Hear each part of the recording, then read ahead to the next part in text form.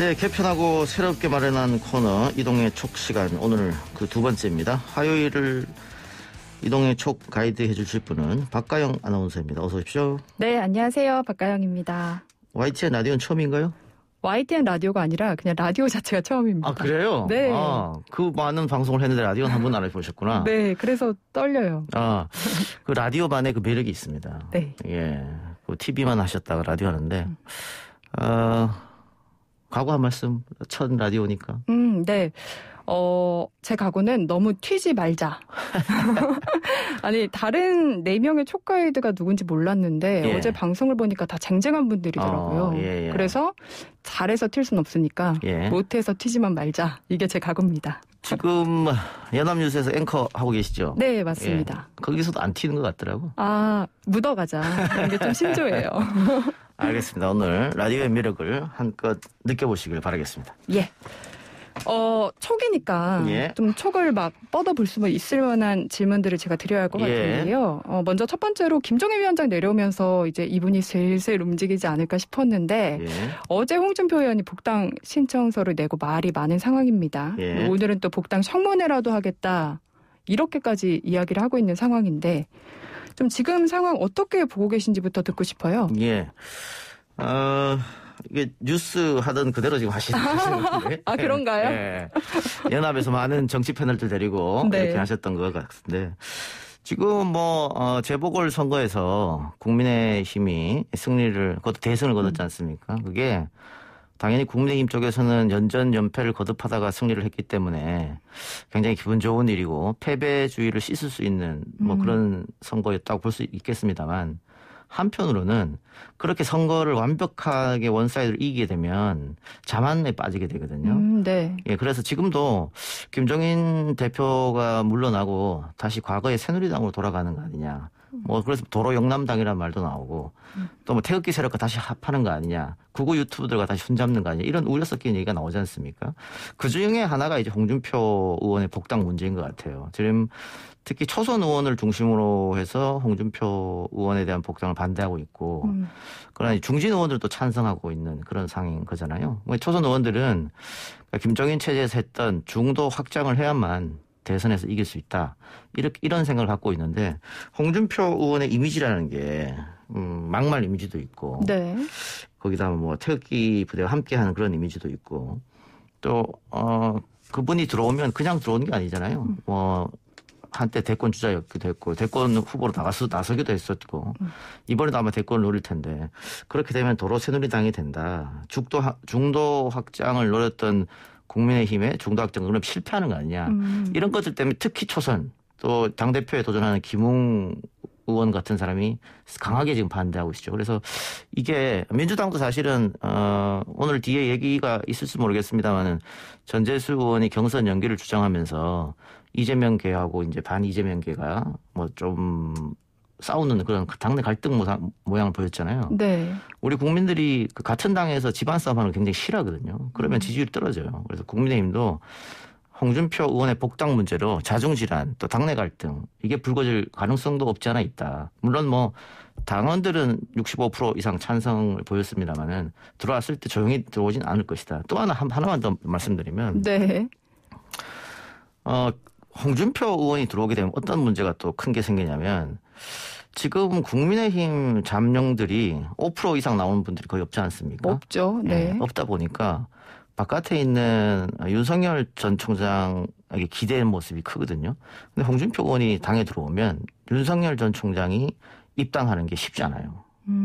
그러니까 홍준표 의원으로서는 지금 잠룡들 중에서는 내가 1등을 하고 있는데 나보다 더 지지율 높은 사람을 당으로 끌어올리는 데 있어서 적극적으로 나서겠느냐. 그건 당연히 아니지 않습니까? 그러다 보니 그런 문제까지 겹쳐져서 지금 찬성과 반대파가 격렬하게 붙고 있다, 이렇게 봐야겠죠. 네, 그런데 한편으로는 어쨌든 윤석열 총장이 들어올지 안 들어올지도 확실하지 않은 상황에서. 그럼요.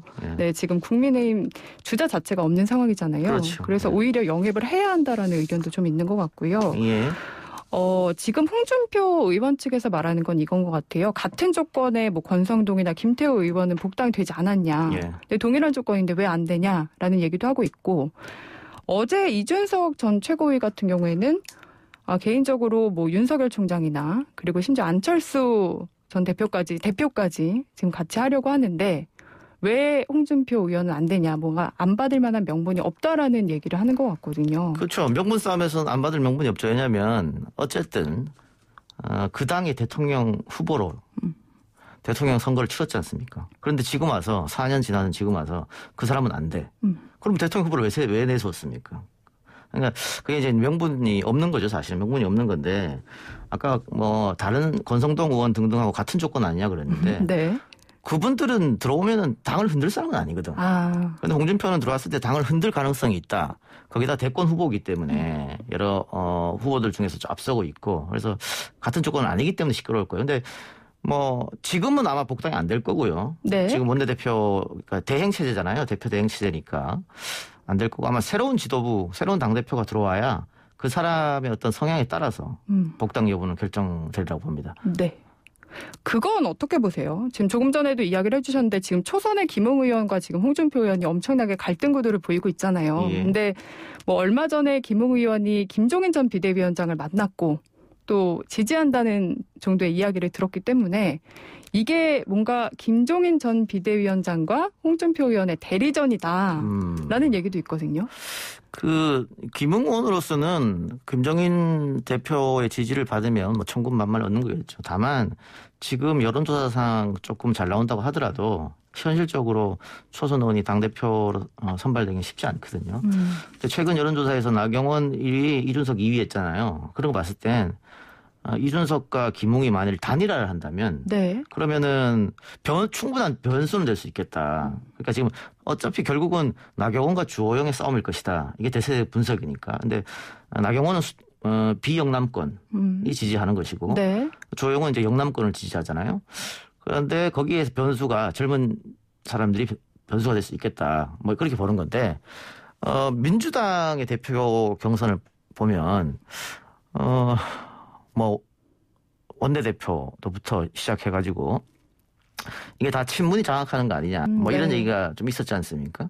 그러다 보니까 당대표 선거에서 친문이라고 불리는 홍영표 의원이 떨어졌단 말이에요. 최대 궤파를 갖고 있었음에도 불구하고 비주류가 당선된 거죠.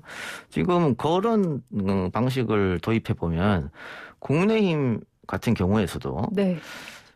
지금 원내대표가 영남 출신인데 김기현 원내대표. 예. 네. 당대표도 만일 또 영남이다. 주호영 영남이니까. 뭐 뒤에 우리가 인터뷰 예정돼 있습니다만. 그런 것을 아마 당원들이나 대의원들이 생각할 수도 있겠다. 그러면 수도권 출신 나경원 의원이 유리하지 않느냐. 뭐 이런 얘기도 있단 말이죠. 네, 그런 거 여러 가지 조건이 아직 변수가 있기 때문에 당대표 선거가 어떻게 될지 모르겠습니다만 지금 주호영 그 전 원내대표 같은 경우에는 자기가 대표가 되면 복당 허용하겠다고 얘기했으니까 누가 대표가 되냐에 따라서 복당 여부는 아마 결정되리라 그렇게 보여집니다. 그러나 만일 복당이 안 되더라도 계속해서 국민의힘 주자들이 대선에서 프로테이지를 여론조사에서 많이 받지 못한다면 뭐 윤석열 전 총장 일단 제외하고요. 그러면 네. 뭐 반 문재인 혹은 반 이재명 전선으로 홍준표까지 다 아우르는 그런 일이 벌일 수 있겠습니다만 지금 당장은 쉽게 복당은 안 되는 그런 상황인 겁니다. 네. 마지막으로 짧게 좀 멀리 대선 경선 과정까지 이야기를 해보자면 소설을 좀 써봐야 됩니다. 예. 윤석열 대 홍준표 구도가 될 가능성이 높다고 보십니까? 지금 윤석열 전 총장이 자명이 길어지고 있어요. 생각보다는. 그러니까 전문가들은 지난 재보궐에서 아마 등장할 것이다. 이런 얘기도 있었고 재보궐 끝나자마자 등장할 것이다. 이런 예측됐었는데 그게 다 빗나갔죠. 네. 아직도 지금 자맹 중인데 아마 선거 결과를 제대로 예측 못했지 않느냐 이런 생각도 들고 어쨌든 이렇게 자맹이 길어지면 길어질수록 그 여론조사에서 퍼센트는 조금씩 빠져요. 그러니까 본인이 결정을 이제 해야 할 시기가 왔습니다. 언제 내가 자맹을 끝나느냐. 지금 보수 언론 또 김종인 전 대표 같은 경우에는 5월에 등장할 것이다 이렇게 얘기했잖아요. 그거는 예측이라기보다는 네. 본인들 희망사항이에요. 기대. 예, 5월달에 나와야 된다. 그런데 계속해서 자맹이 길어지다가 잘못하면 안 나올 수도 있겠다. 왜냐면 안 나올 수도 있겠다. 왜냐면 일단 그 본인의 뭐 문제보다는 자신의 장모 이 문제가 아직 검찰의 손에 있단 말이죠. 그리고 자신이 원했던 사람이 검찰총장이 안 됐기 때문에 아직 검찰 손에 있는 그 파일들이 풀렸을 때 그러면 일단은 1차 검증에 들어간단 말이에요. 검찰총장일 때는 검찰총장 검증은 청문회에서 끝이 나지만 대선 후보 검증은 차원이 다른 겁니다. 네. 모든 게 다 드러나기 때문에 내가 그렇게 해서 대통령을 해야 될까? 이런 생각까지 할 거예요, 아마. 그러다 보면 5월이 아니라 6월, 7월 자꾸 가다 보면 안 될 수도 있겠다. 또한 만일 복당을 하게 되지 않습니까? 네. 홍준표 의원이 복당하고서 국민의힘에서 앉아 있다. 거기다가 윤석열 전 총장이 단일화를 하거나 당에 들어온다. 그러면 홍준표 의원은 산전수전 다 겪은 사람입니다. 네. 윤석열 전 총장은 본인 입으로 얘기했어요. 나는 정무적 판단을 할 수 없다고. 해본 적이 없다고. 평생 공무원만 했지 않습니까? 중간에 잠깐 나가서 변호사 생활을 했습니다만. 네. 이 노련한 홍준표 의원한테 윤석열 전 총장 이길 수가 없습니다. 사법 같은 또 법복을 했긴 했습니다만은 또 홍준표 의원이 생각할 때는 한참 내 후배다 생각할 거고 굉장히 밑으로 볼 거란 말이죠. 그래서 윤석열 전 총장이 입당을 하더라도 홍준표와 싸워서 이겨야 되는데 이 노련한 홍준표를 과연 이길 수 있을까? 여러 가지 뭐 이런 그 재미를 보는 것도 정치를 하나 보는 재미 중에 하나겠죠. 네. 질문 짧게 해달라고 했는데 엄청 길게 대답해 주셨습니다. 여당 얘기할 시간이 없을 것 같아요. 제가 말이죠. 네. 이렇게 할 말이 많은데 사람 불러서 질문만 하다 보니까 네. 이 방송이 재미가 없었어요. 그래서 이 코너를 만든 겁니다. 제가 말 많이 하려고. 전 말 조금 하고 말 예. 많이 하시죠. 근데 오늘 첫 출연인데 지금 보이는 라디오에서 네. 너무 잘하신다고. 예. 저 사실 떨려서 예. 댓글 보면 더 떨릴까봐 예. 안 보고 있었어요. 잘하셨습니다. 예. 네. 저 여당 얘기 그럼 해봐도 될까요? 예, 그럼요. 지금 경선 연기론이 엄청 뜨거운 것 같아요. 예. 이제 지난 6일이었죠. 전재수 의원이 이제 처음 이야기를 꺼낸 후에 이제 각 의원들이 다 얘기를 꺼내고 있는데 일단은 경선을 연기를 하려면 당원 당규를 바꿔야 한다. 예. 아니다. 뭐 이렇게 약간 애매한 것 같거든요. 예. 그 당무회에서 바꾸면 된다. 뭐 이런 얘기가 있는데 당무회에서 바꾸든 뭐 당헌 당규를 전당원 투표에서 바꾸든 어쨌든 그 룰을 어기는 거잖아요. 원칙을 훼손하는 거니까 그게 중요한 건 아닌 것 같고 지금 박가영 아나운서가 이 경선 연기가 뜨겁다 그랬는데 끝났습니다 이제. 그래요? 사실상 끝입니다. 예. 연기 안 하나요? 전재수 의원도 더 이상 말하지 않겠다고 했고 네. 다른 개파에서도 아마 이 얘기를 다시 꺼내기 힘들 거예요. 그러니까 이게 이렇게 던지면 그러니까 민주당 내에서 분명히 반 이재명 프레임이 존재를 해요. 그리고 이재명을 싫어하는 사람이 많습니다. 굉장히. 특히 네. 친문을 중심으로 해서 많이 있어서 이렇게 경선 연기를 던지면 그네들이 호응할 줄 알았어요. 당원들이 호응하고 또 민주당을 지지하는 지지 세력이 호응할 줄 알았는데 지금 전재수 의원의 페이스북 댓글을 봐도 그렇고 한 400여 개 달렸던데 90%가 사실 전재수 의원 욕하는 거였거든요. 그리고 이 진보 커뮤니티 있잖아요. 네. 진보 커뮤니티를 봐도 거의가 전재수 욕입니다. 그리고 이렇게 하면 안 된다는 게 대세거든요. 그러다 보니까 착각한 거야. 결과론적으로는 실패한 거죠. 그리고 이재명 지사 입장에서는 경선 연기하면은 사실은 좋지 않겠죠. 그러나 지금 이 시점에서 이렇게 한번 이야기 나오는 게 나쁘진 않아요. 뭔가 주의를 환기시키는. 주의도 환기시키고 이재명을 싫어하는 사람들이 분명히 있다고 했지 않습니까? 그 사람들이 서서히 마음을 돌리고 있어요. 그러니까 최대 개파라고 하는 친문에서 자기들 후보가 없으면 한번 쉬는 게 맞지. 그 꼼수를 부려서 어떻게든 이재명 그것도 1위 후보를 끊어내려고 하네. 그러면 나는 이제 이재명한테 마음 줄 거야. 이런 사람들 분명히 생긴단 말이거든요. 그래서 이재명 지사 입장에서는 이런 논란이 전혀 나쁘지가 않았다. 결과론적으로. 그래서 앞으로 경선 연기 주장은 사실상은 더 이상 어렵고 받아들일 수가 없어요. 만일 전당원 투표를 한다고 하더라도 압도적 다수가 경선 연기에 아마 반대할 것입니다. 그러니까 명분이 없는 싸움이었기 때문에 정치는 결국 명분이거든요. 명분 없는 싸움을 전재수 의원 등등이 들고 나와서 이거는 관철시키기가 어렵고 그리고 제가 들은 바로는 네.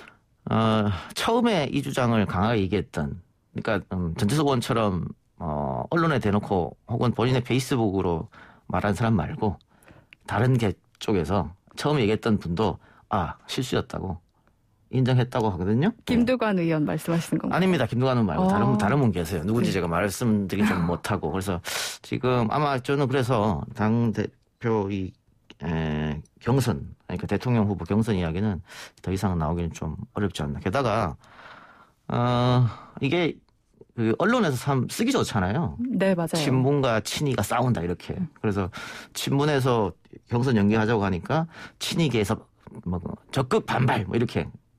친문 대 친이 뭐 당 쪼개지나 뭐 이렇게. 사실 친문 친이도 아니고 친이 반이 뭐 이런 식으로 많이 얘기하던데. 예. 네. 어쨌든 그 언론에서 쓰기 좋으니까 그렇게 하면 당의 분열로 내비치는 거고 그게 당의 미래로는 좋지 않거든요. 그러니까 처음에 주장했던 전재수 의원만 지금 화살을 잔뜩 맞은 그런 상황인 것이죠. 네. 그러면 지금 뭐 송영길 대표나 당 지도부에서도 아직 논의를 시작조차 해본 적이 없다라고 이야기를 하고 있는데 이대로 그냥 끝난다고 보면 되는 거네요. 시작도 못할 겁니다. 그런데 송영길 대표가 사실은 본인이 비주류로서 뭐 좀 멋진 카리스마를 보여주려고 하려면 본인이 결단했어야 돼요. 이거는 원칙 문제이기 때문에 원칙을 훼손할 수 없다 이렇게 간다라고 얘기했어야 되는데 계속 그걸 안 했던 문제는 좀 있어요. 그러니까 사실 경선 연기는 이재명 1등을 달리고 있는 이재명 지사 쪽에서 경선 연기 절대 안 된다라고 하면 현실적으로 불가능하지 않습니까? 어떻게 됩니까? 그게 시끄럽게 그냥 끝나는 거죠. 그래서 당 대표가 아마 더 시끄러졌다면은 저는 송영길 대표가 본인이 아마 결자해지 차원에서 나서지 않았을까 싶었는데 지금은 좀 많이 들어간 상태예요. 그러니까 저희가 우리 라디오에서 지난주 금요일 날 이거 가지고 토론을 했었는데 이 주제를 가지고 그때하고 지금 며칠 지났지 않습니까? 4일 지났는데 그때하고는 상황이 완전히 달라졌다. 그렇게 볼 수도 있겠죠. 박가일영 원서는 처음에 이 문제가 전재수 의원이 얘기했을 때 뭐 연합 뉴스에서도 다뤘겠습니다만 네. 어떻게 생각하셨어요?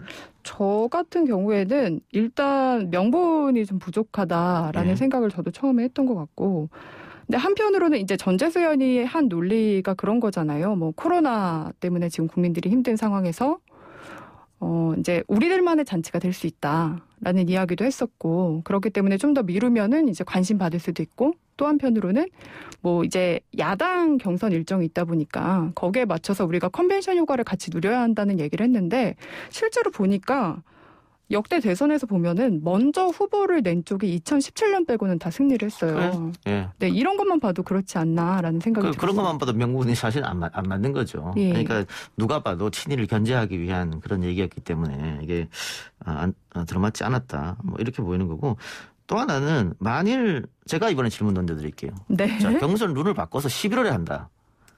그러면은 이재명 지사를 꺾을 수 있을까요? 그게 애매한 것 같아요. 예. 사실 뭔가 크게 이제 다른 나머지 주자들은 좀 상황이 어떻게 변수가 있다 보면은 크게 바뀌다 보니까 정치도 생물이다 보니까 뭐 그런 상황을 원하는 것 같은데 사실 이재명 지사가 1위의 지지율을 올라온 게 굉장히 오래됐잖아요. 오래됐죠. 예. 그렇기 때문에 큰 변수가 생기지 않는 한은 뭔가 쉽지 않기도 했을까라는 생각도 듭니다. 그러니까 11월에 하면 과연 이길 것인가? 그럼 어떻게 안 되면 1월로 다시 미룰 것인가? 뭐 그럴 수는 없는 거 아니잖아요. 예. 또 이 룰을 정한 이유가 있어요. 그 대선 전에 4, 5개월 전에 이제 뽑는다.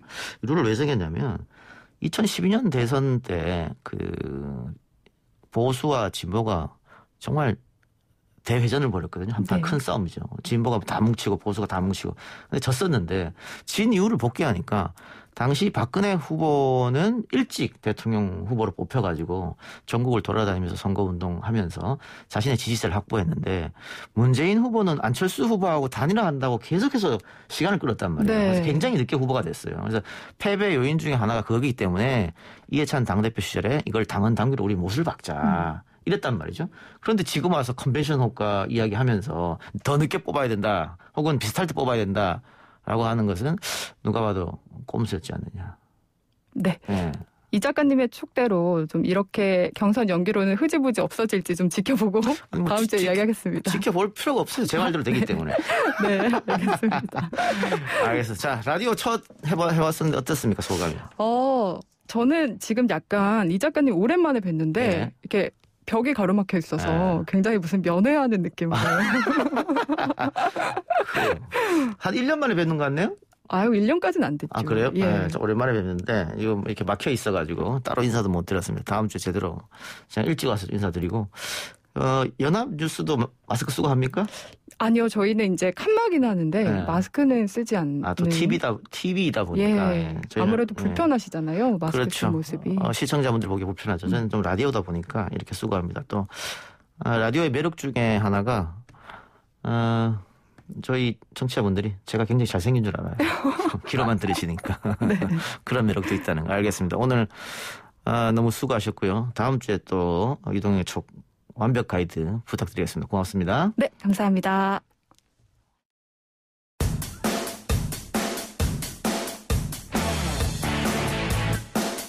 퇴근길에 만나는 오늘 하루의 뉴스. 이동형의 뉴스 정면 승부.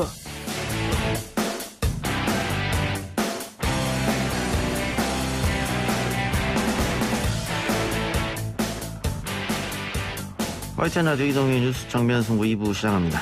국민의힘 차기 당권을 둘러싸고 도로 영남당 논란이 일고 있습니다. 대구 5선의 중진이다 보니 본의 아니게 이 논란의 중심에 서게 되는데요. 직접 입장 들어보겠습니다. 주호영 의원님 나와 계십니까? 안녕하십니까. 주호영 의원입니다. 예, 안녕하십니까. 당권 도전 출사표를 던지셨습니다. 먼저 국민의힘 당대표가 주호영이 돼야 된다. 그 이유에 대해서 설명 좀 부탁드리겠습니다. 이번에 뽑힐 당대표는 당을 혁신하고 범야권을 통합하고 그래서 안정적으로 대선을 치러야 되는 그런 역할을 맡은 후보입니다. 예. 혁신에는 시간이 필요하고 또 준비가 되어 있어 하는데 예. 지난 1년간 제가 원내대표와 당대표 권한대행을 하면서 우리 당의 취약점이나 이런 것을 잘 파악하고 있고 예. 일부는 지난 1년간 많이 보강을 했습니다만은 아직도 보강할 점이 남아있고 그 시간이 두어 달밖에 없습니다. 예. 그래서 제가 중단 없이 시간 허비 없이 바로 이어서 할 수 있다는 장점이 있고 그다음에 저는 미래한국당과도 통합을 했고 국민의 당과의 통합도 거의 성사 직전에 있어서 제가 야권을 통합하는 데는 가장 적임자다. 더 나아가서 개인 욕심 없이 개인을 드러냄이 없이 안정적으로 경선 관리를 가장 잘할 수 있다. 그래서 제가 뜻을 내게 됐습니다. 예.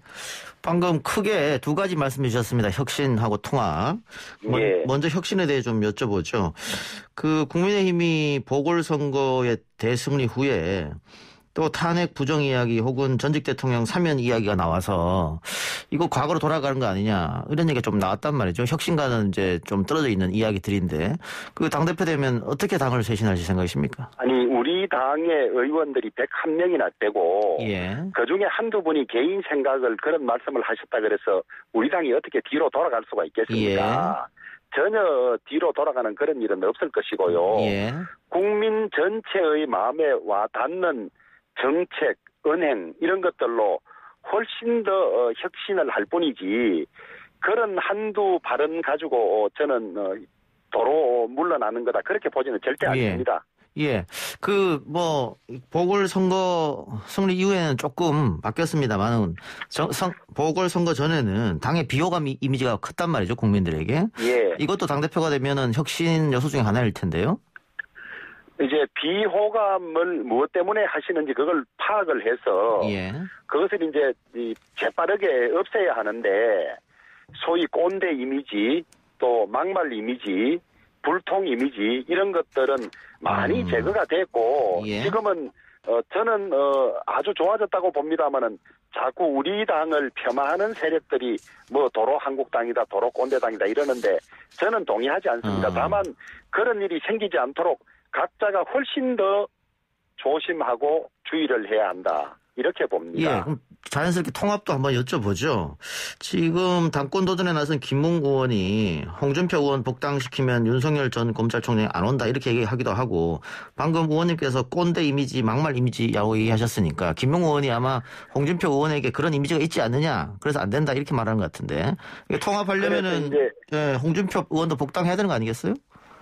홍준표 전 대표의 복당에 우려를 표시하는 분들이 꽤 있는 걸로 알고 있습니다만은 예. 어제 홍 전 대표께서 기자 간담회를 통해서 지난 당 밖에 있는 400여일 동안 많은 성찰의 시간을 가졌다는 말씀 속에 저는 그런 것이 다 표현돼 있다고 보고요. 예.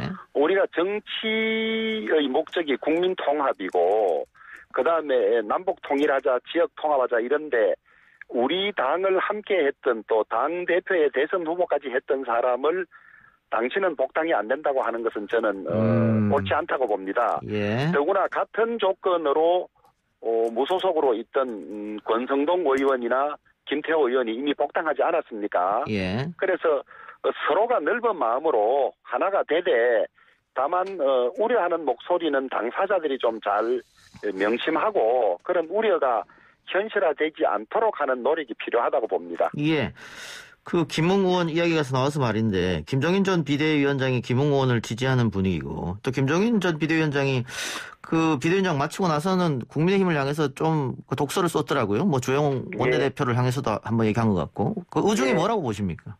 아니 저는 김 전 비대위원장께서는 그 의원들의 이 도전이나 목표를 많이 격려하고 장려하는 편입니다. 예. 그래서 초선 의원들이 목표를 가지고 도전하는 것은 뭐 칭찬하고 격려해 주신 건 당연한 것 같고요. 예. 또 우리 당이 전 비대위원장께서 기대하는 시각에 못 미치면 또 더 노력하고 해야 되는 것이죠. 그래서 저는 그것을 자극으로 삼고 우리 당이 더 혁신하고 발전할 수 있는 계기로 삼으면 된다 이렇게 봅니다. 예. 지금 뭐 초선 의원들이 당대표 도전한다고 얘기하고 있고 또 지금 제야에 있는 제야가 아니 원외에 있죠. 이준석 전 최고 같은 경우도 청년을 대표해서 당대표 도전한다고 하는데 뭐 이런 움직임이 나빠 보이진 않아요? 저는 늘 평소에 초재선들로 하여금 목표를 크게 설정하고 준비하고 도전하라는 이야기를 해왔습니다. 예. 민주당에는 초재선 중에 공공연하게 나의 정치적 목표가 대통령이라는 분이 많다고 듣고 있습니다. 그런데 우리 당에서는 그런 분들이 극소수여서 저도 그런 걱정을 좀 했습니다만은 저는 초선 시절에 목표를 크게 설정하면 본인이 준비도 하고 공부도 하고 훈련도 하기 때문에 본인의 정치적 성장에도 도움이 되고 당의 발전에도 크게 도움이 될 수 있기 때문에 저는 아주 바람직하고 고무적이다 그렇게 보고 있습니다.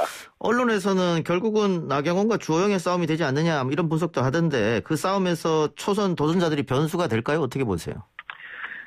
제가 당사자가 되니까 특별히 말씀드리기는 뭐 하겠습니다만은 결국 전체 당원들이 어떻게 보느냐에 달린 거라고 봅니다. 예. 저 민주당 당대표 선거 얼마 전에 있었는데 예. 그 원내대표가 친문이었기 때문에 당대표까지 친문이 하면 안 되는 거 아니냐. 결국은 당원들의 선택은 비주류였습니다. 송영길 대표가 됐죠. 그래서 국민의힘도 원내대표가 영남인데 당대표까지 영남이냐 이런 얘기가. 저는 그렇게 보지 않고요. 예. 아니 민주당에 비문이 어디 있습니까? 다 그 송영길 대표도 본인이 친문인데 왜 비문이라고 하느냐 이런 이야기까지 하지 않았습니까? 예. 이제 그런 것이고 저는 우리 당 안에서 영남당 운운하는 것은 우리 당을 비하하려는 의도가 있는 것은 아니라고 봅니다. 다만 그분들의 표현이 그 정치적 언어 구사력에 문제 있는 것이 아니냐. 우리 당을 전국 정당화 하자는 뜻인데 그거를 영남당이라고 스스로 족쇄 채우는 발언을 하는 것은 용어 선택이 잘못됐다고 그렇게 보고 있습니다. 자, 통합 이야기 하다가 여기까지 흘렀는데요. 저 당대표가 혹시 되시면 윤석열 전 총장의 명입이랄까요? 뭐 접촉이랄까요? 뭐 적극적으로 하실 생각이십니까? 제가 만약에 당대표를 맡게 되면 일단 먼저 만나보겠습니다. 왜냐하면 이 문재인 정권의 불공정과 내로남불에 대해서 큰 비판의식을 가지고 있고 또 나라가 이래 대해서는 안 된다는 생각을 하는 것은 공통적이기 때문에 정권 교체라는 공동 목표 달성을 위해서는 협력해야 하는 것이고 어떤 생각을 가지고 있는 것인지 또 우리 당에 입당해서 할 수 있는 것인지 그런 것을 먼저 만나서 이야기를 해보겠습니다. 그런데 그 전제로 최종 정치적 선택은 윤석열 전 총장의 몫인데 우리 당이 혁신하고 개혁하고 열린 플랫폼이 되면 오지 않을 수가 없을 것이라고 그렇게 판단합니다. 그 지난 재보선처럼 윤석열 전 총장이 입당하지 않고 후보 단일화로 마지막에 결정하는 거 아니야 이런 추측도 호사가들이 하던데요. 여러 가지 방법들이 있을 수 있을 것이고 각각 상황에서 최선의 선택을 하겠죠. 그래서 우리 당은 열린 야권 공동 플랫폼이 되고 우리 당이 더 지지율이 올라가고 국민의 지지를 받을 때는 우리에게 올 수밖에 없는 그런 상황을 만드는 것이 제일 바람직하고 또 꼭 그렇게 하겠습니다. 윤 전 총장의 자명이 지금 길어지고 있는데 의원님 보시기에는 그 이유가 어디 있다고 보십니까? 제가 그쪽 사정은 제 입장에서 말씀드리기가 그렇습니다만은 준비를 열심히 하는 기간 아닌가 그렇게 보고 있습니다. 어떻게 빨리 나오면 좋겠습니까? 아니면 늦게 나오면 좋겠습니까? 아니 그건 저들이 뭐 좋다 안 좋다고 해서 할 일은 아닌 것 같고 아마 그런 시기들은 그 정치인의 선택에 매우 중요한 것이기 때문에 여러 가지 고려를 하고 여러분과 상의하고 있지 않을까 그렇게 봅니다. 예. 자, 당대표 되면 김동연 전 경제부총리나 최재형 감사원장 영입 대상이 됩니까? 저는 모두 다 영입해서 지금 대한민국 같은 이 5천만이 넘는 세계 12의 경제 대국을 한두 사람이 독단으로 움직일 수는 없습니다. 예. 여러 전문가들이 여러 영역을 맡아서 최선을 다해야 하기 때문에 김동연 전 부총리도 경제 전문가이시니까 같이 힘을 모아서 이 지금 경제를 살리는 데 노력해야 할 것이고 또 지금 이 소위 정의와 공정을 가지고 헌법 정신을 지키고 있는 최재형 감사원장이나 이런 분들이 현직에 계시기 때문에 좀 조심스럽습니다만은 나라를 정의롭게 하고 공정한 나라를 하는 데는 다 힘을 합쳐야 한다고 봅니다. 예, 알겠습니다. 자, 주제를 좀 바꿔서요. 그 서울시장, 부산시장 두 분이 대통령 면담하면서 전직 대통령 사면 문제를 언급했고 어제 문 대통령이 취임 4주년 특별 연설이 있었는데 그때 기자들과 질의응답에서도 역시 두 전직 대통령 또 이재용 삼성전자 부회장 사면 관련한 질문이 있었습니다. 의원님 어떻게 보고 계십니까? 원래 사면은 소위 이제 법치주의 원칙에 보면 좀 예외지요. 예.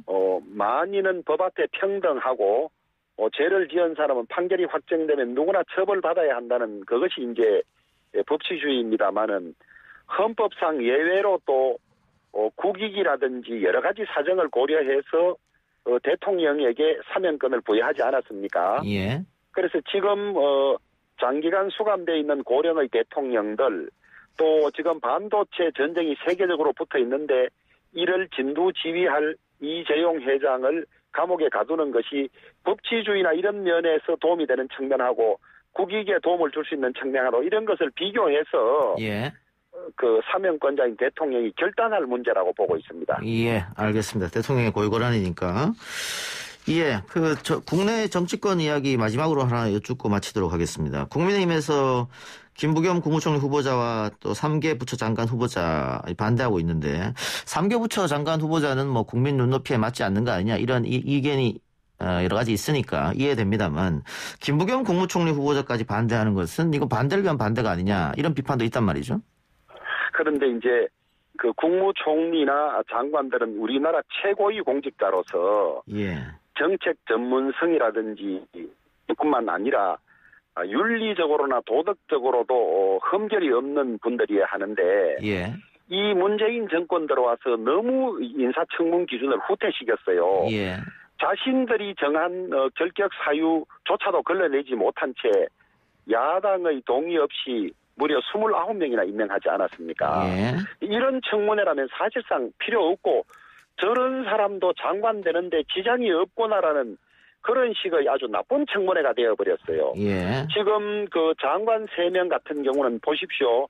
비리 종합백화점이라는 분도 있고 예. 또 부인이 수천만 원어치 이 도자기를 밀수해서 허가 없이 장사한 분도 있고 예. 뭐 또 우리 그 주택 정책을 총괄하는 분이 본인이 특혜 분양을 받아가지고 살지도 않은 채 그 팔아서 이익을 남긴 말하자면 자기가 하려는 정책의 핵심적인 내용에 있어서 결정적인 잘못을 저지른 분 이런 분들이거든요. 예. 예전에는 이런 분들 다 탈락했습니다. 예. 이 정권 들어와서는 막무가내로 임명하니까 문제인 것인데 그럼에도 불구하고 어제 대통령께서 야당의 이 당연한 문제제기 국민들 눈높이에 맞지 않는 이런 분들을 임명하겠다고 하니까 참 억장이 무너지는 그런 상황입니다. 예, 그러니까 임혜숙, 박준영, 노영욱 후보에 대해서는 대통령이 임명을 강행한다면 대통령이 비판받고 역풍을 받겠죠. 다만 제가 여쭤본 것은 김부겸 국무총리 후보자까지 안 된다고 하는 것은 너무 발목 잡기다. 반대를 위한 반대를 아니냐. 이런 비판이 있다는 거죠. 청문회를 시종 지켜봤습니다마는 임기 1년밖에 안 남았고 그다음에 그 마무리하는 경우여서 가급적 찬성해 주려고 했습니다. 가급적. 예. 근데 이건 너무한 겁니다. 너무하고 김부겸 총리 후보자의 경우도 우리가 신중하게 여러 가지 검토 결과 아무리 마지막이고 협조하려고 해도 이런 문제는 짚고 넘어가야 하지 않느냐. 그렇게 해서 우리가 한두 사람이 결정한 것이 아니고 예. 또 자칫하면 발목 잡기 한다는 시비에 휩싸일 수 있는 것도 고려해서 그런 결정을 한 걸로 알고 있습니다. 예. 알겠습니다. 의원님 전당대회 다가오면 한 번 더 연락드리죠. 예, 고맙습니다. 예, 오늘 인터뷰 감사합니다. 지금까지 주호영 국민의힘 의원이었습니다.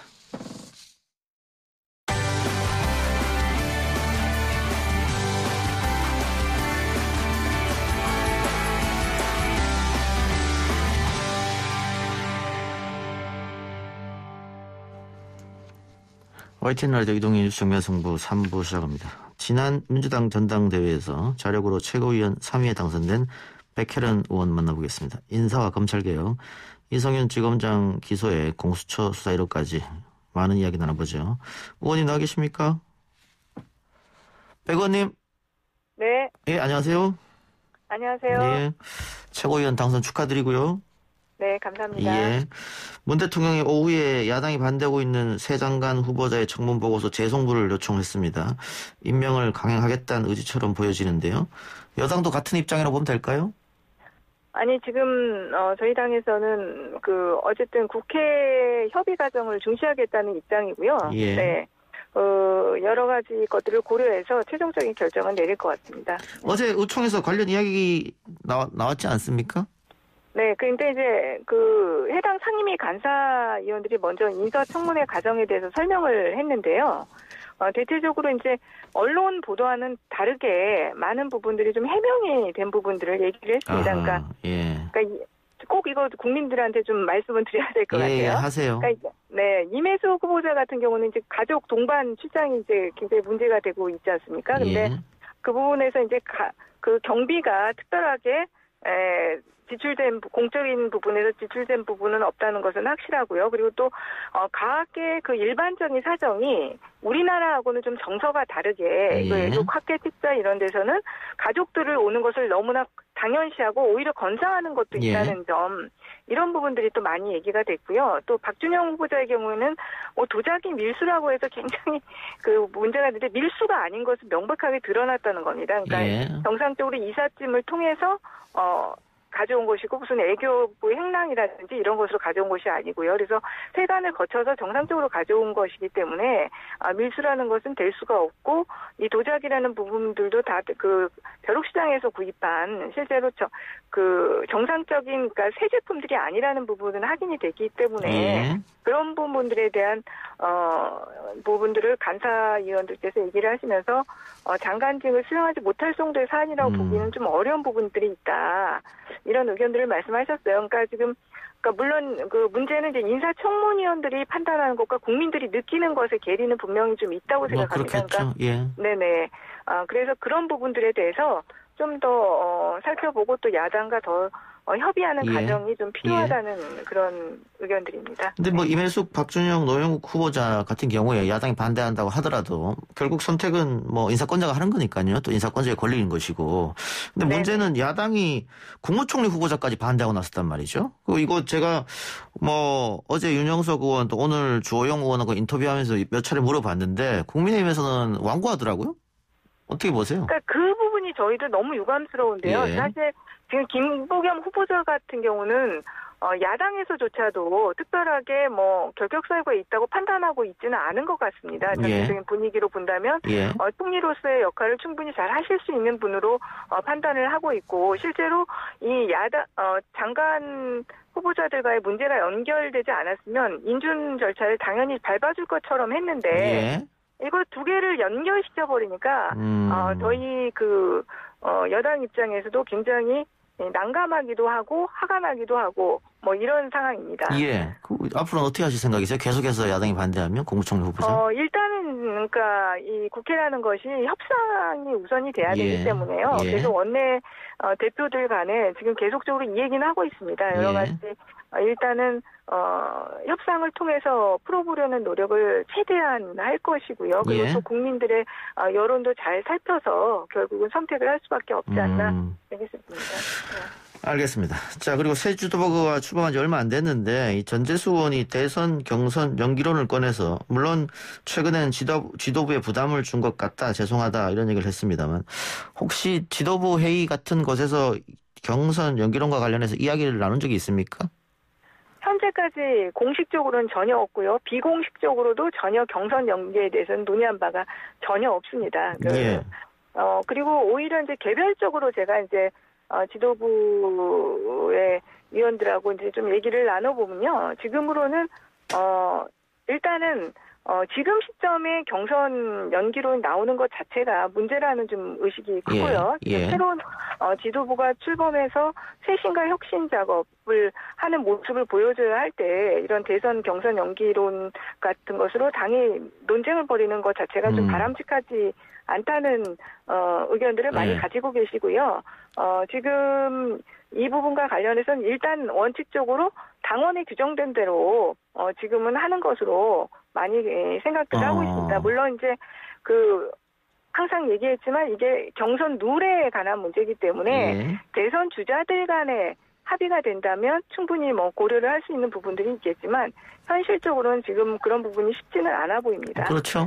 현실적으로는 합의가 어려울 것 같고. 근데 각 후보들은 지도부가 결정해줘야 된다라고 얘기하고 있고 심지어 이재명 지사 쪽에서도 당에서 하라면 하겠다 이런 의견이거든요. 그렇다면 지도부에서 방점을 빨리 내려주는 것도 나쁘지 않을 것 같은데요.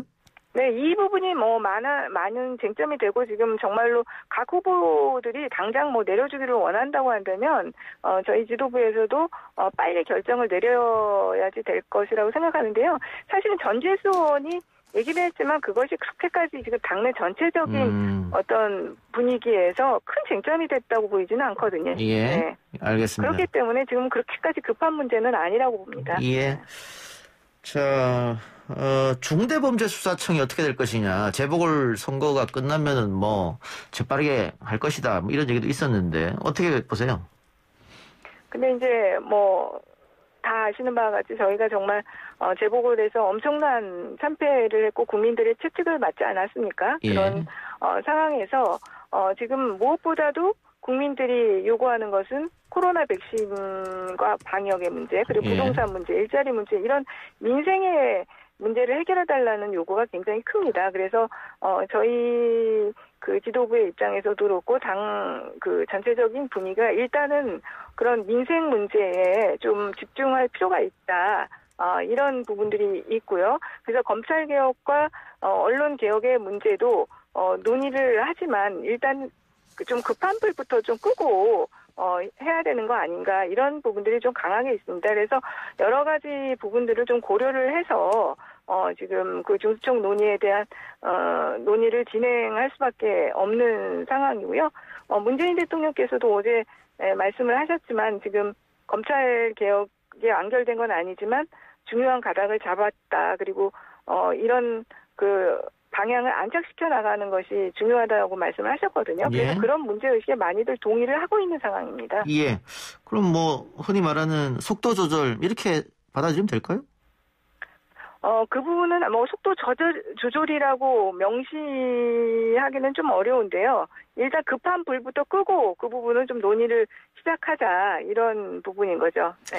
그러니까 대통령이 어제 기자와 질의응답에서 이미 잡힌 방향을 안착시켜 나가면서 완전한 계획으로 나가야 된다고 얘기했는데 이것이 지금 백혜련 의원이 하는 이야기하고 일맥상통한 거 아니냐. 저도 그렇게 느끼는데 민주당 지지자들 또 지금 황운하 김용민 의원 같은 경우에는 이거 해야 된다고 얘기하고 있단 말이죠. 아마 백혜련 의원도 그래서 문자 폭탄 좀 받을 것 같은데. 많이 그냥 받았고요. 그러나 지금 저희는 모든 기준을 정권 재창출에 놓고 생각할 수밖에 없습니다. 지금. 그렇기 때문에 그리고 대통령께서도 수차에 걸쳐서 이렇게 말씀을 하셨거든요. 그러니까 우리가 그동안에 공수처 설치와 검경 수사권 조정 등등 엄청난 검찰 개혁 작업입니다. 예. 그런데 그 부분이 마치 검찰 개혁과 관련해서 그동안 아무것도 이루어지지 않은 것처럼 보이는 것에 대해서도 굉장히 대통령께서도 염려하시는 부분이 있고요. 예. 우리 당에서도 마찬가지입니다. 그래서 이것이 형사사법 시스템 전체를 바꾸는 부분이기 때문에 빠르게 개혁을 해나가는 것도 중요하지만 이것을 안착시키는 것도 중요하고요. 정권 재창출이 되지 않았을 때 이전에 이루어진 개혁도 뒤돌아갈 수 있는 부분들이 있습니다. 그래서 예. 그런 부분들을 차근차근 밟아가는 것이 중요한 부분이라고 생각합니다. 예. 자, 공수처 이야기 나왔으니까 공수처 수사 대상 1호에 조희연 서울시 교육감 사건이 선정됐습니다. 이게 좀 의외다 이런 분들도 있고 지금 조희연 서울시 교육감이 받고 있는 의혹이 결국은 직권남용 권리행사 방해인데 최근 법원 판단은 직권남용은 거의가 지금 무죄가 나오고 있는 상황이거든요. 근데 이 사건을 선택한 이유는 어디에 있다고 보세요? 좀 공수처가 너무 편한 판단을 한 것 아닌가 그런 생각은 듭니다. 좀 예. 유감스럽기도 한데요.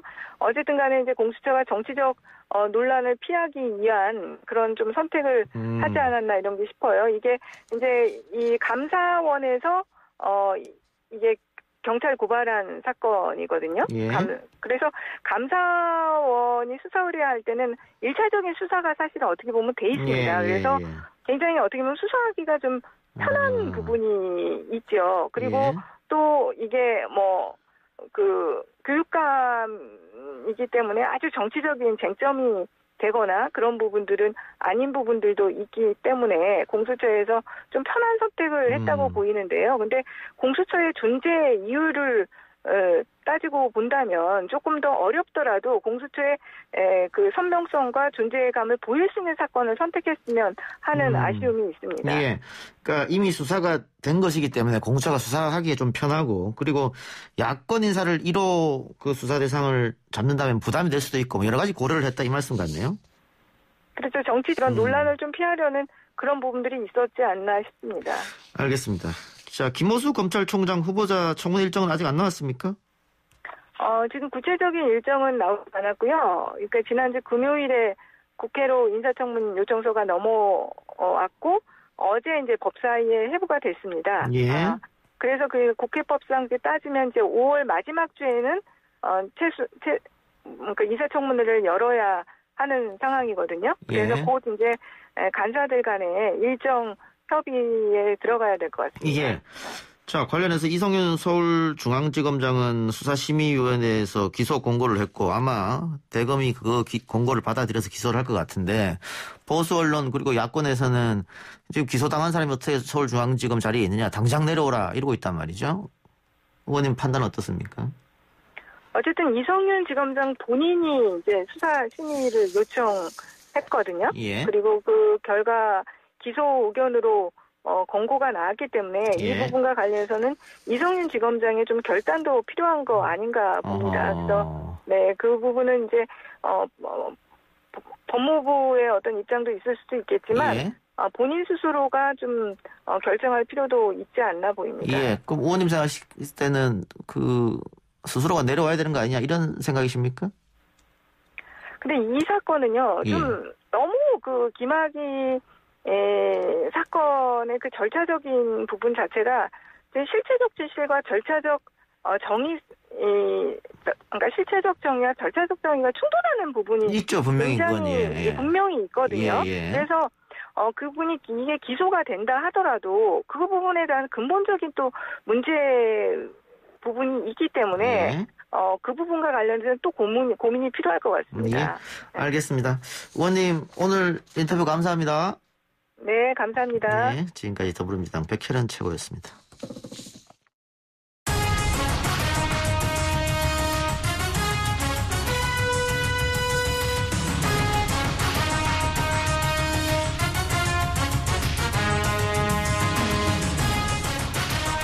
키워드로 오늘의 뉴스를 풀어보는 오늘의 키워드 헤럴드 경제 배돈 기자 연결합니다. 기자님. 네, 안녕하십니까. 국회 인사청문회 이야기부터 해보죠. 야당이 부적격 판정을 내린 장관 후보자 3명에 대해서 청와대에서 청문 보고서를 다시 송부했습니다. 결국은 임명을 강행하겠다 이런 생각인 것 같은데 문재인 대통령이 어제 4주년 연설을 하면서 기자들과의 질의응답 가운데서 이 문제가 나왔을 때 지금의 인사청문회 제도는 문제가 있다 이런 얘기를 했단 말이죠. 예, 그렇습니다. 예, 후보자에 대한 도덕성 검증과 정책 역량 검증을 분리하자. 그리고 도덕성 검증은 비공개로 하자. 청문회 자체를 좀 바꾸자는 건데요. 예, 그렇습니다. 어제 문 대통령 발언을 좀 짚어보면은 일단은 최근에 부적격 판정을 내린 그 새 장관 후보자의 임명 여부를 묻는 질문에 답하는 과정에서 이 언급이 나왔고요. 우리 청문회가 능력은 제쳐두고 오로지 흠결만 놓고 따지는 무한주기식 청문회가 되고 있다. 예. 이렇게 해서는 좋은 인재를 발탁할 수가 없다. 뭐 이런 말이었습니다. 예. 또 이제 진정성을 강조하는 측면에서 자신은 임기가 얼마 남지 않아서 예. 청문회 거쳐야 하는 인사를 할 기회가 별로 많지 않은데, 그러니까 자기는 괜찮은데 다음 정부는 누가 정권을 잡든 간에 더 유능한 사람을 발탁할 수 있게끔 청문회를 좀 개선을 해야 된다라면서 방금 말씀하신 것처럼 도덕성 검증 부분은 비공개로 하는 그런 청문회가 좀 개선되기를 바란다고 요청을 했습니다. 뭐 다들 아시겠지만 이게 도입된 지 한 20년 된 청문회 제도인데 예. 이 논란이 어제 오늘 일이 아니고요. 뭐 이제 후보자 본인이 아니라 가족들까지 도마에 올라서 각종 행적이 낱낱이 파헤쳐지고 또 뭐 이런저런 의혹에 휩싸이는 모습이 물론 비단 현 정부뿐만 아니라 과거 정부에서도 많이 보셨던 장면일 겁니다. 예. 그 문제는 그렇기 때문에 고위공직을 제안받고도 거절을 하는 인사들이 너무 많다라는 이야기가 그렇죠. 예. 나온 건데요. 예. 이게 뭐 정치권에서 나온 지가 상당히 오래된 얘기입니다. 물론 이제 뭐 총리 후보자 또는 장관 후보자 등 이런 임명직 고위공직자에 대해서 국민 눈높이에 맞춰서 철저하게 검증을 하고 국민의 알 권리를 충족시키는 것, 또 이런 청문회를 계기로 보면서 미래의 고위공직자를 꿈꾸는 사람들이 조금 더 흠 없는 준비된 삶을 살 수 있게 어떤 교육시켜주는 그런 긍정적인 효과도 있기는 있겠지만 문 대통령 지적대로 일종의 망신주기식, 흠집내기식의 청문회로 변질됐다. 그렇기 때문에 부작용이 너무 큰 거 아니냐 뭐 이런 이야기입니다. 예. 이게 사실은 이미 여당 의원들에 의해서 개정 법안이 3건이 발의돼 있는 상황인데요. 또 작년 11월에도 여야가 사실 문 대통령의 이 제도 개선 요청 제안 때문에 박병석 국회의장의 어떤 중재로 테스크포스까지 꾸렸었습니다. 근데 제도 개선에 별다른 결과를 내지 못하고 흐지부지 마무리된 바가 있고요. 근데 국민의힘이 야당일 때도 바꾸자. 여당일 때도 국민의힘이 여당일 때도 본인들이 바꾸자 그랬는데 이게 지금 잘 안 되는 것 같은데 저도 지금 이런 청문회는 안 된다고 생각하거든요. 그래서 우리 방송에 여야 국회의원들을 나올 때마다 제가 시간이 있으면 이걸 물어보는데 예. 바꾸자고 했을 때 반대하는 사람이 한 명도 없었어요. 다 찬성했었단 말이죠. 그런데 막상 이게 진짜 바꾸려고 하면 안 되는 이유 그건 어디 있다고 보세요. 지금 어째 국민의힘에서 반대하고 있는데 자신들이 정권 잡을 가능성도 있잖아요.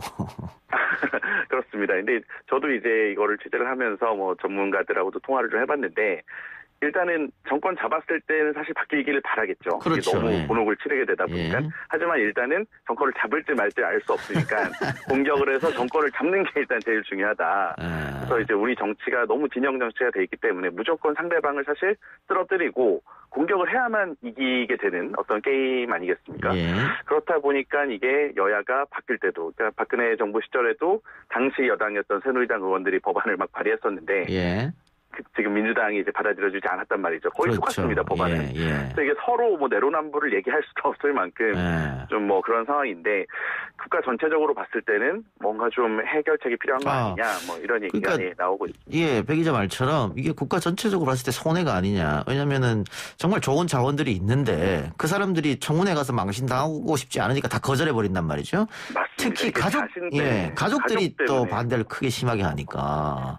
이렇게 되면 꼭 문제가 있어서가 아니라 그렇죠, 또 온갖 사생활이 다 털리는 것 자체가 부담스럽다 보니까 하지 말라고 그렇게 반대를 많이 한다고 하더라고요. 예, 이게 공직자라는 게 말 그대로 국가와 국민에 봉사하는 직책이잖아요. 예. 그런데 이렇게 다들 거절만 하니까 좋은 사람을 못 구한다. 이런 얘기가 있으니까 어쨌든 여야가 머리를 맞대서 이 문제에 대해서는 좀 다른 외국 사례도 한번 챙겨보고 말이죠. 결정을 했으면 좋겠네요.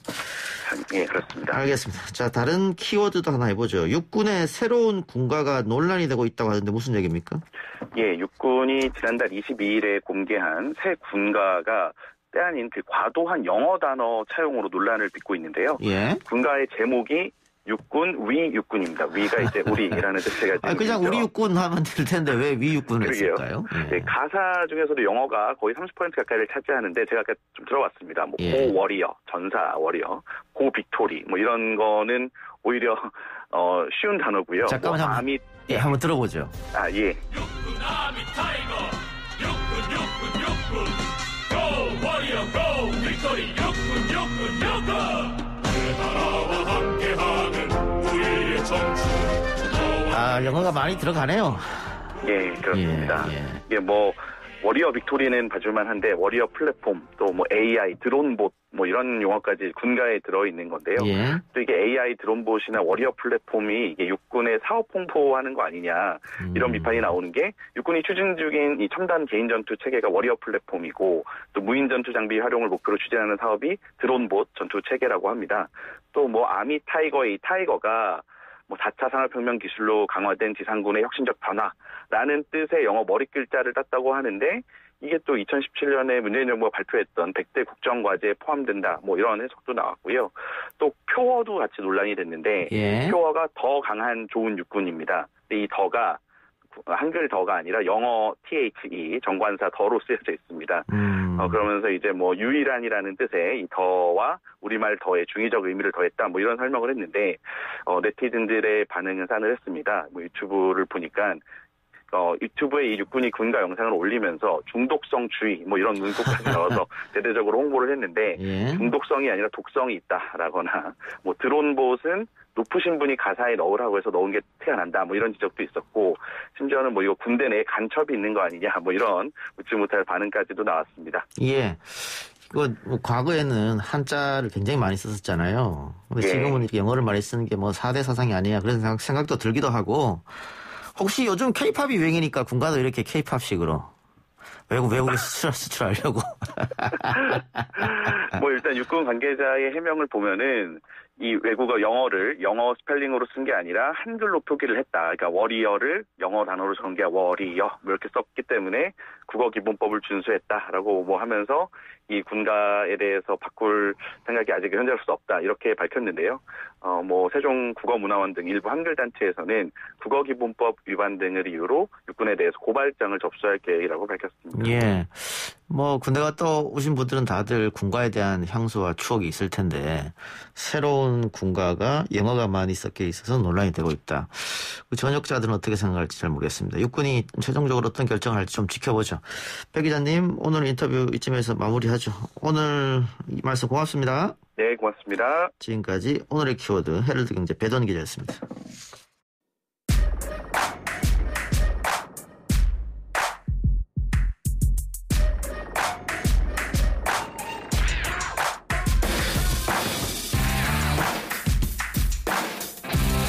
YTN 라디오 이동의 뉴스 정면 승부 4부 시작합니다. 매주 화요일 이 시간은 박장 재수 코너가 준비되어 있죠.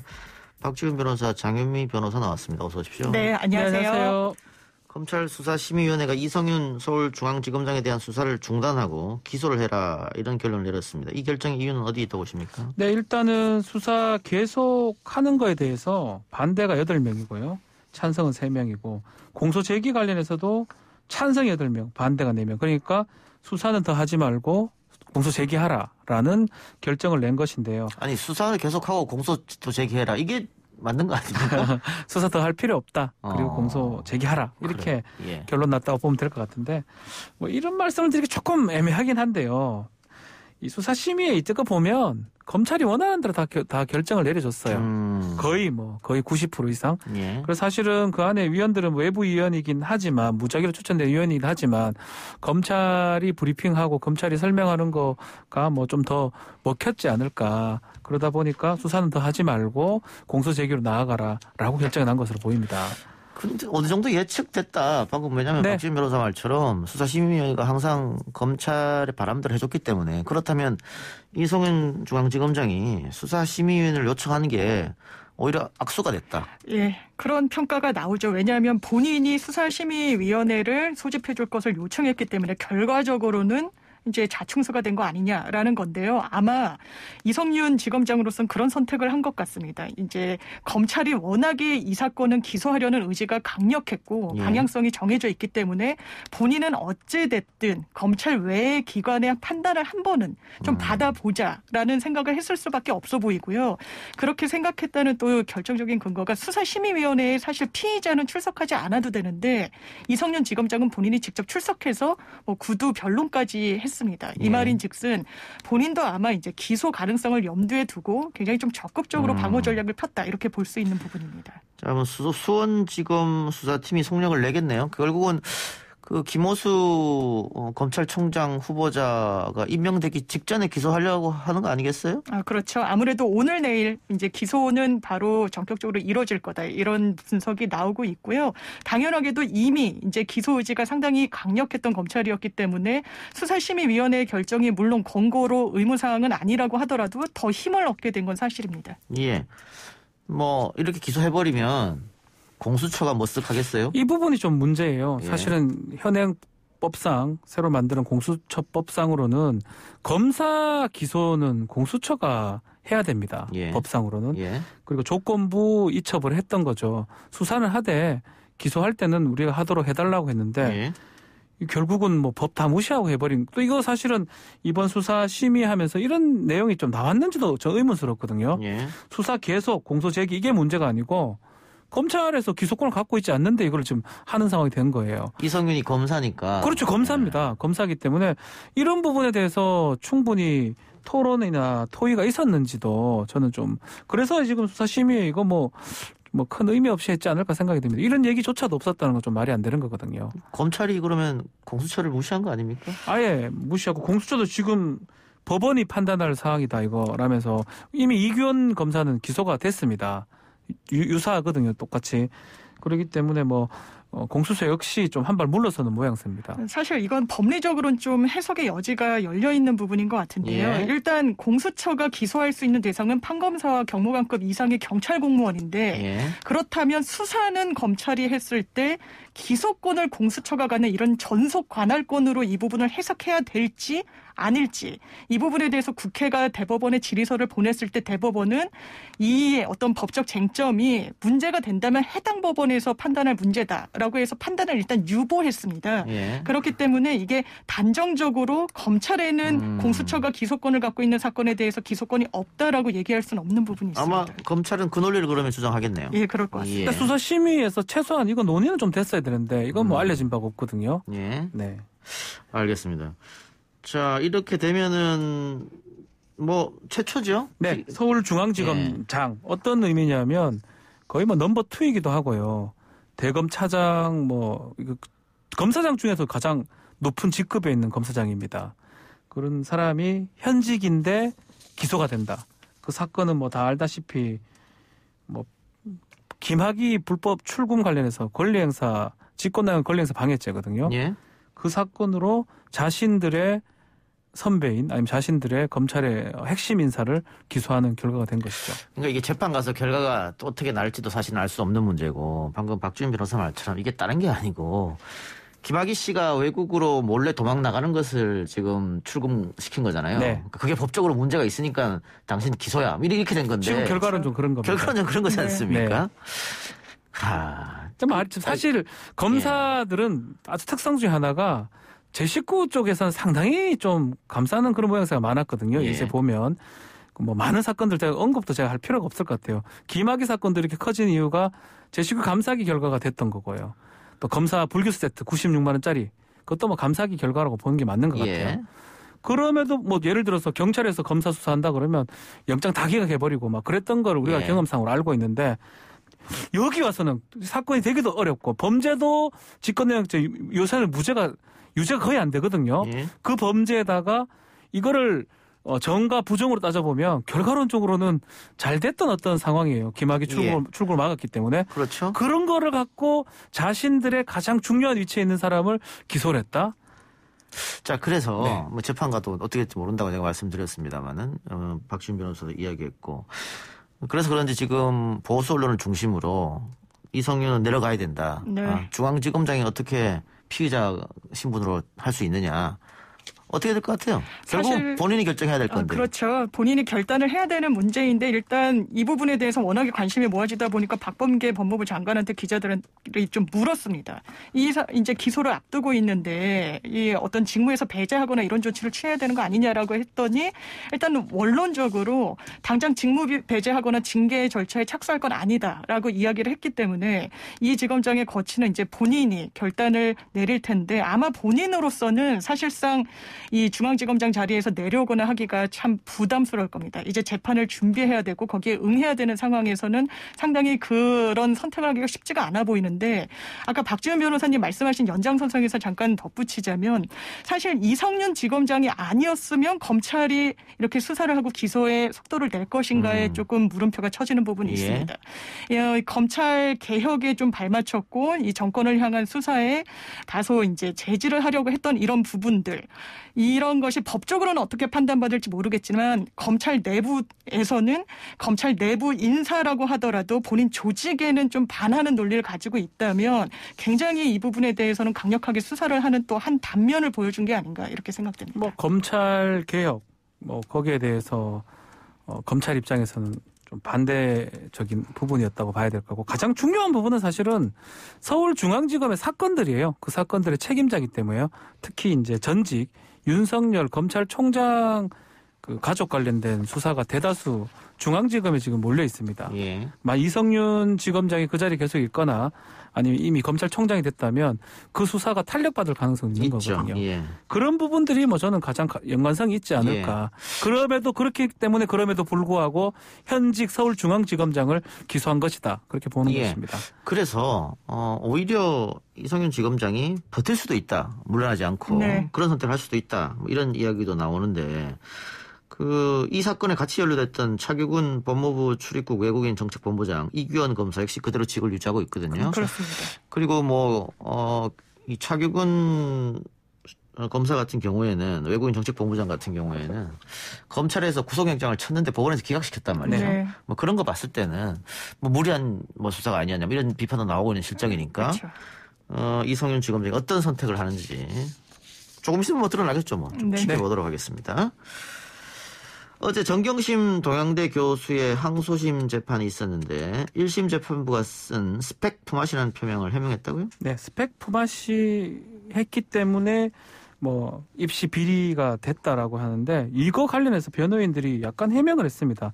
당시 입시 제도 얘기를 좀 하면서 이게 뭐 예컨대 점수가 있으면 지원하는 그런 상황이 아니었고 그 당시만 해도 점수보다는 여러 가지 스펙이나 뭐 영역 이런 것들이 좀 지원할 수 방법이 많이 생겼다. 그때 어떤 입시 제도에 대해서 문제점들을 얘기하면서 요게 스펙 품앗이다라고 표현을 해명을 했습니다. 그 중요한 거는 이게 이 동양대 강사 휴게실 PC 뭐 이건데 검찰이 이 PC가 서울 방배동 집에 있어서 거기서 표창장 위조가 했다. 이런 주장이었잖아요.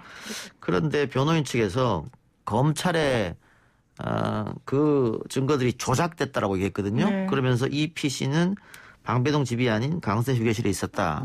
이런 얘기를 했었는데 이건 어떻게 됐어요? 사실 이 내용이 일단 1심 판결 내용에도 담긴 부분입니다. 이제 방배동 집에 있던 그 PC, 방배동 집에서 위조를 했고 이 PC를 동양대 휴게실로 갖고 왔다라고 했는데 이 변호인들의 주장은 이 PC를 통해 가지고 이 표창장을 위조했다는 그 날짜 2013년 6월 16일인데요. 이 날짜를 포렌식을 해봤더니 그때는 동양대 휴게실에 있었다. 그렇기 때문에 이게 정경심 교수가 이제 위조했다는 직접적인 증거가 될 수 있냐라는 취지로 항변을 했습니다. 하지만 이제 검찰은 이게 방배동 집에 있든 아니면 동양대 휴게실에 있든 이 위조 표창장을 만든 게 이 정경심 교수와 무관한 제3자가 과연 그런 행위를 할 수 있느냐. 그렇기 때문에 이게 본류를 좀 벗어난 주장이다라는 게 검찰 입장입니다. 공소장에서는 그렇죠. 방배동 집에서 조작했다고 하지 않았나요? 그렇죠. 상당히 지금 그 공소장 원본주의에 어긋난 거 아닙니까? 공소장이라는 것은 어떤 범죄 사실을 시간, 장소 등 구체적으로 기재가 돼야 됩니다. 언제 어디서 어떻게 했다. 불상의 방법, 불상 대충 아무나 그걸 할 수 있는 게 아니고 사실 방법이나 장소가 지금 바뀐다 그러면 공장 변경을 해야 될 상황이거든요. 범죄 1심에서 범죄 사실 인정이 잘못된 거예요. 그렇죠. 장소가 바뀐 거, 방법이 아예 바뀐 거거든요. 예. 이 부분은 끝까지 2심 끝날 때까지 검찰이 정정을 하거나 뭐 하지 않는다면 약간 무죄의 결과가 갈 가능성이 높지 않을까 생각이 듭니다. 예. 그 1심 때 증인시민이 무산됐던 한인섭 한국형사정책연구원장을 증인으로 다시 신청하겠다고 했는데 이 한 원장의 증언이 재판에 어떤 영향을 줍니까? 예, 줄 가능성이 상당히 높죠. 왜냐하면 예. 1심에서도 이 한 원장을 증인으로 채택을 했습니다. 이게 예. 증인으로 부르는 이유는 한 원장이 검찰에서 진술한 그 조서를 증인으로 불러야 재판부가 볼 수가 있거든요. 예. 근데 한 원장이 증인으로 나왔는데 증언을 하진 않았습니다. 증언을 거부했다. 거부했습니다. 예. 왜냐하면 검찰이 나를 사실상 피의자로 취급하면서 상당히 압박하고 있고 내가 심리적인 위축 상태에서는 증언을 하기가 좀 어렵다라는 이유로 계속해서 증언을 거부해서 사실상 이런 경우에는 그 검찰 진술조서를 법원이 볼 수가 없는데 예. 일단 정 교수 측 변호인이 동의를 해가지고 채택이 됐고요. 이게 또 정경심 교수 유죄의 증거로 활용이 됩니다. 왜냐하면 한 원장이 검찰 조서에서 서울대 공익인권법센터에서 내가 조 씨에게 뭐 세미나를 하라고 지시를 하거나 예. 아니면 뭐 확인서를 발급해 줬다거나 이런 사실에 대해서는 기억이 없다라고 이야기를 했거든요. 그렇기 때문에 정경심 교수한테 있어서는 한 원장이 상당히 중요한 증인일 수밖에 없는 그런 상황입니다. 뭐 1심 재판 때는 뭐 사실은 정경심 교수의 불리한 증언자들도 있었고 네. 정경심 교수에게 유리한 증언자들도 있었는데 1심 재판부에서는 검찰 측 주장을 손을 들어준 거죠. 그죠. 뭐, 예. 그 사실 판결문이 상당히 길기 때문에 다 얘기 드릴 수는 없지만 대다수 검찰한테 유리한 증언들은 믿고요. 검찰 공사실에 불리하거나 반대되는 증언은 믿지 않아야 한다고 기재를 해버렸습니다. 예. 그래서 아마 90% 이상 검찰 측에 유리하게 났었고 그러다 보니까 대다수 범죄 사실이 유죄가 됐고 또 유죄가 안 되는 건 어쩔 수 없이 안 되는 부분이 있었어요. 그 오천 조카랑 조범동하고 예. 연계됐던 부분 그것도 일부 유죄를 하면서 결국은 검찰 측 어떤 진술이나 증언들을 대다수 채택을 했었습니다. 그래서 제가 봤을 때는 1심과 2심 결과가 조금 달라질 것 같긴 한데 두 분 변호사 보시기에 저는 이제 PC 그 부분이 중요할 것 같아요. 크게 이 사건의 틀은 세 가지 틀입니다. 입시 비리 관련된 여러 가지 범죄, 뭐 위조 등 여러 가지 범죄가 있고요. 그리고 증거인멸 부분이 있고요. 그리고 사모펀드 관련된 부분이 있는데 일단은 입시 관련된 그 범죄에서 대다수 증거가 그 동양대 PC에서 나왔던 거거든요. 예.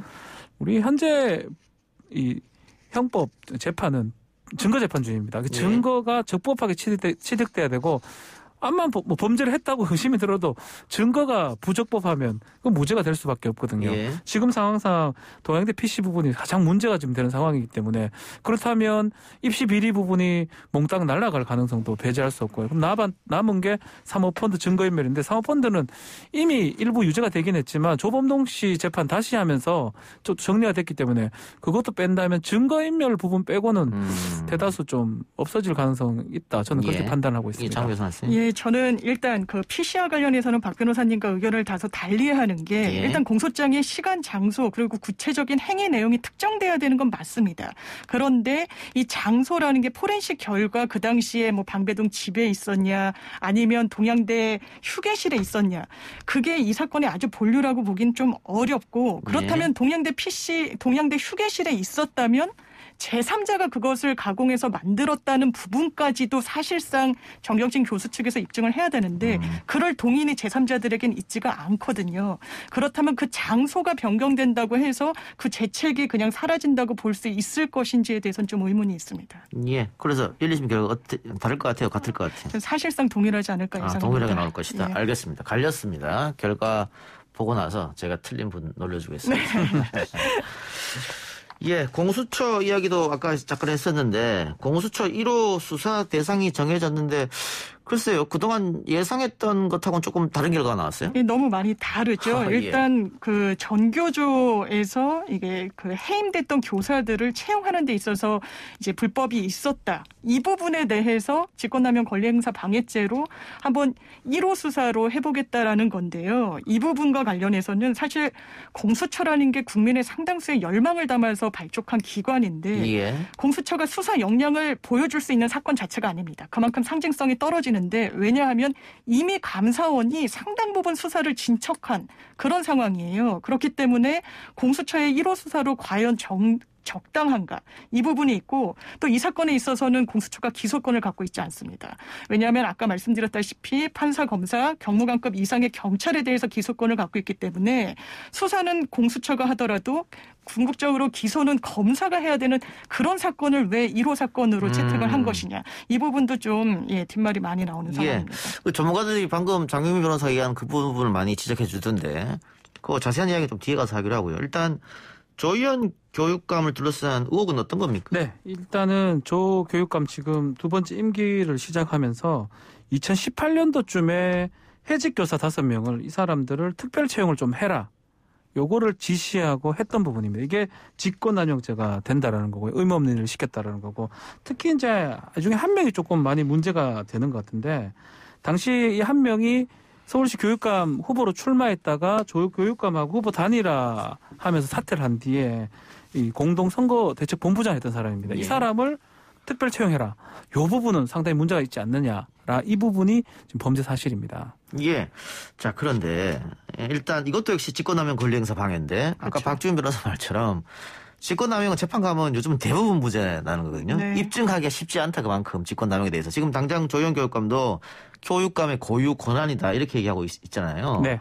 이게 공수기로 1호 사건인데 만일 재판 가서 직권남용 무죄가 나면은 어떻게 될까 이런 생각 들고 네. 또 이것도 감사원에서 일단 수사가 어느 정도 됐고 나서 경찰로 이첩한 거지 않습니까? 그런데 지금 감사원이 무슨 감사원장이 물론 뭐 문재인 정부에서 임명한 감사원장이긴 합니다만은 조금 반대로 움직이지 최재형 않습니까? 감사원장 기류가 다르죠. 기류가 다르죠. 그래서 뭐 야당에서 영입한다는 얘기까지 머리가 있지 않느냐. 게다가 이제 진보 교육감이니까 여당 쪽 사람이라고 봐야겠죠. 네.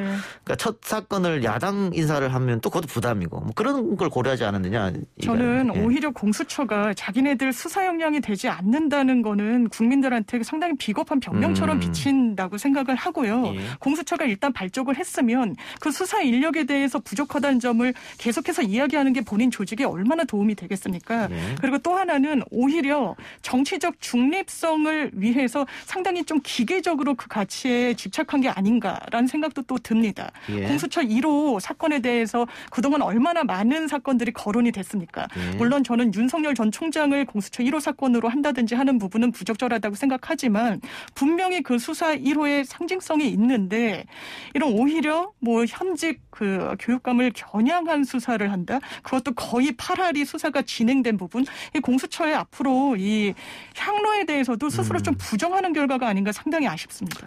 알겠습니다. 짧게 하나만 더 해보고요. 자, 승객에게 성매매 제한한 택시기사가 있었는데 이게 경찰이 적용할 혐의가 없어가지고 처벌 못한다. 뭐 있지 않습니까? 근데 최근에 또 동료 여성 직원 텀블러에 네. 자신의 체액을 넣은 사람 있었죠.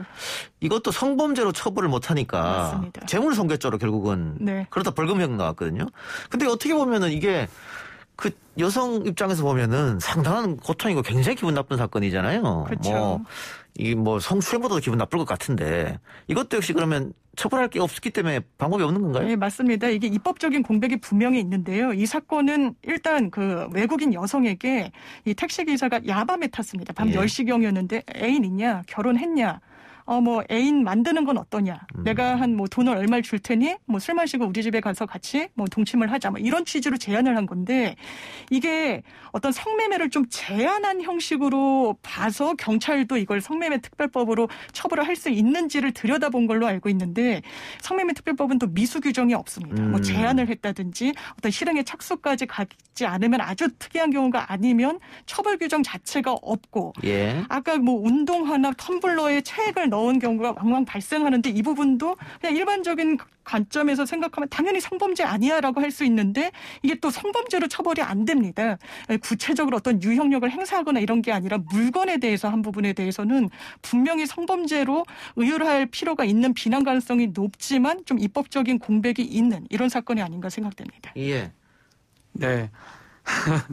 근데 사실은 재형 법정주의 이런 것 때문에 뭐 규정이 있어야 되는 거거든요. 그러니까 지금 우리 법이라는 게 현실을 예. 다 따라갈 수가 없는 겁니다. 폭넓게 사실은 성희롱 같은 경우에도 네. 처벌 규정이 없잖아요. 없죠. 형사처벌 규정은 없습니다. 근데 만일 뭐 회사에서 그런 일 벌었다고 또 징계를 할 수 있죠. 회사 자체적으로 예. 징계는 할 수 있지만 예. 그게 형사처벌이 안 되는 건데 지금 제가 말한 이 두 사건도 아마 그런 맥락인 것 같네요. 예. 그렇죠.